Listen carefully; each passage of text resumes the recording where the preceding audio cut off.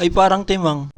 Ngayong araw, nagtataka ako bakit wala na naman kaming internet. Paglabas ko, nakita ko to si Manong tamang hagis ng wire. Magkakabit na naman pala sila, hindi man lang ako in-inform.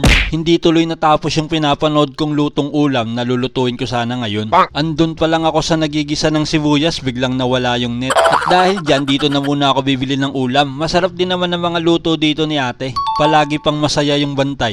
At ang maganda rito, kapag bumili ka ng gatang isda, yung sabaw nila may halong gata ng nyog. At yung plastic nila, hindi nila hinihipan bago lagyan ng ulam. Sa iba kasi hinihipan muna. Okay lang sana kung tsinelas ang ilalagay ko eh.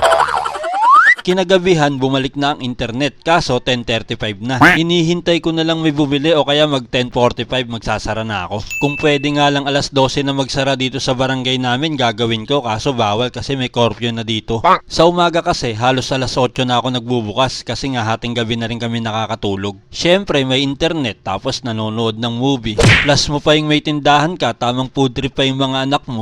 Kung tutusin, okay naman yung pamumuhay namin. Wala nga lang ipon. As in talagang saktuhan lang din kami yung sinasahod ng asawa ko na pupunta sa bayarin sa internet. Ilaw, tubig, gatas, diaper. Tapos sa tindahan naman kami kumukuha ng pangkain, baon araw-araw ng mga anak ko. 3 rin kaya estudyante ko.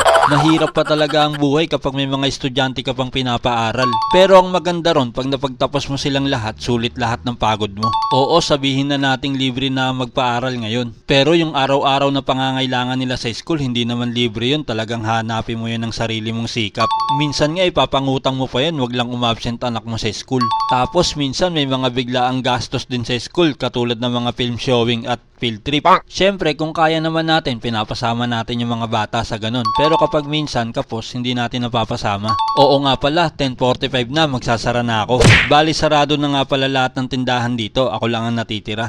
Maaga din kasi sila nagbubukas, 5 AM pa lang bukas na sila. Kaya mga 9 or bago mag 10, sarado na sila. Maya-maya pa nga sana ako magsasara kasi wala pa akong saramanong. Sa mga tindahan kasi, okay din kasi yung bago ka magsara, meron ka ng saramanong. Saramanong, natutunan ko yun, nagtitinda kami sa Tiangge. Yun yung last customer bago ka magsara ng tindahan. Pag mga negosyante talaga nakakasama mo, matututunan mo rin yung mga diskarte nila eh. Lalo na sa pagpapatong ng presyo ng paninda, dapat alam mo yun.